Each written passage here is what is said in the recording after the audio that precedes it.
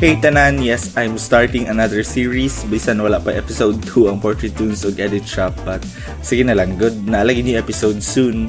Anyway, kaninga series will be quite different kay kamo ang magbuot ani. Well, technically, ako rin bitaw magbuot. Pero if you followed me on my Instagram at Ryan Pohastype, nakikig-story a couple of weeks ago nga nagpasuggest kog any random place, object, or animal. And thank you sa tanang nihatag silang entries maong nahimong possible ni nga series. I input your entries. Inputted?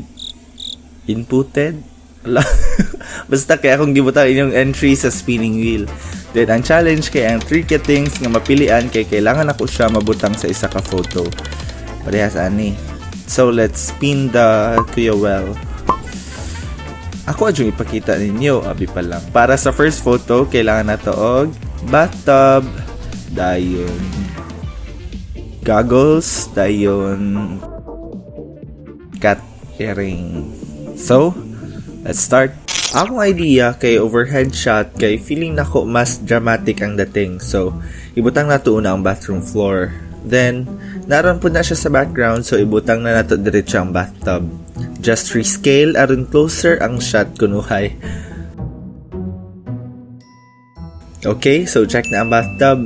Pero medyo boring nga puro white ang bathtub ug ang floor, no? So, i-blue na to gamay ang floor para napoy difference.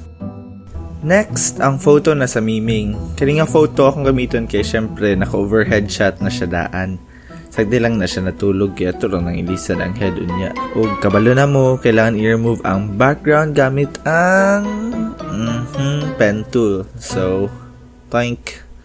Then, i-refine na to ang fur edges using a fur brush, of course. Ang nakalahi lang sa pag-mask out nato this time kaysa sa previous videos kaya nagamit ta dire og fur brush. Kaya obviously, balibuon man ang edges sa atong gikat karon. Syempre, i-ring good. By pressing F5, you can go to the brush setting. Gina-adjust na ko ang setting sa fur brush kay aron dili consistent ang direction sa balhibo para murara siya og natural. Gi-follow ra na ko ang edges sa miming kay para subtle ra pod ang balhibo. Dili ra kayo halata nga cut out. Then, ilisan na nato ang ulo. I like it to be medyo kingkoy ang dating, so gusto na ko siya ilisan og nahadlok nga miming face. Or nagkatawa nga miming. Nahadlok or nagkatawa? Nahadlok na lang kaya mas murag mahadlok man dyan ang iring liguon. Then after removing the background, i-refine na po na to ang edges. So, nanatay miming, i-add na lang po na to ang goggles para kompleto na ang tulo. So, gabutang na lang po ko rubber duck para laing color gamay. Now na naman ang 3 things nga napili, let's proceed na sa details. Ang miming, syempre kailangan ang iyang body kay medyo na submerged na sa water kay gagas bearing tuwiga. So, mo na ito kinahanglan mapakita. This time, magamit ako na balaan about illustration kay drawing na ito gamay ang water. Slight lang.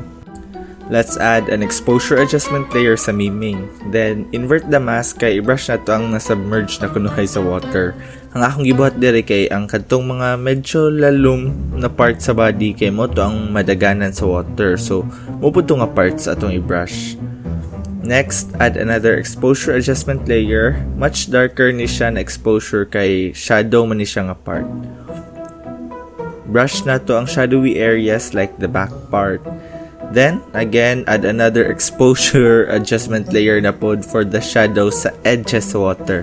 Sa edges lang ta mag-brush this time, maong giselect na ko ang first shadow layer para dili mo lapas. Then, isa na pod ka exposure adjustment layer for the highlights. Same ra gyapon nga sa edges ra ta mag-brush. Ang purpose ani di ay kay para na in depth ang water nga mura siya slowly ra gabasa sa miming. Now, para sa highlight sa water, akong gibuhat kay mostly tuldok-tuldok lang siya using the soft brush tool kay dili man pud smooth ang water tungod sa balhibo sa iring. Then, gidarken pa jud nakog slight ang back, dapit kay syempre dili naman kayo maigo sa light. Then, giduplicate ang miming, then gihimong black kay akong himong shadow.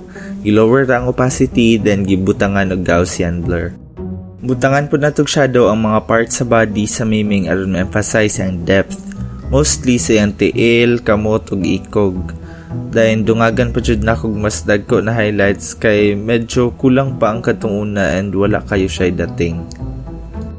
Karon kay wala pa man jud ko na convince sa eyes nga murag nahadlok, so padako na to ang mata para medyo kingkoy pa jud. Wala unsa nato ning black sa mata niya. Boom. Then i-drawing na lang nato ang black. So after drawing the eyes using the brush tool, i-warp nato og gamay kay aron mo sakto sa iyang mata. Then just duplicate it for the other eye. Syempre, butangan po nato og highlight ang mata ro na apoy emotion. O syempre na may reflection sa light. Ilisan ako ang goggles kay aron mo rasyag na submerge sa tubig. I-adjust lang nato ang levels. Dayon, syempre, ang rubber duck, butangan po nato og shadow o gamay na ripples sa tubig. Dayon, maura jud niya ko nahuna-hunaan sa bathtub, goggles o cat.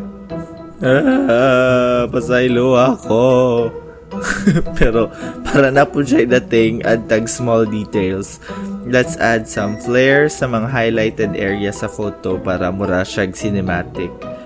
Then kay murag kulang pa man jud, butangan nato mga particles nga overlay to add more dramatic effect. And after some camera raw filter adjustments, here's what I did.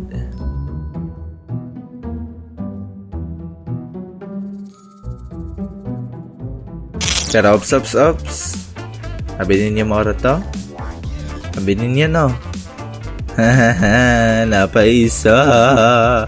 Ang napilian sa spinning wheel for the second round kay Rabbit, River, o Snow.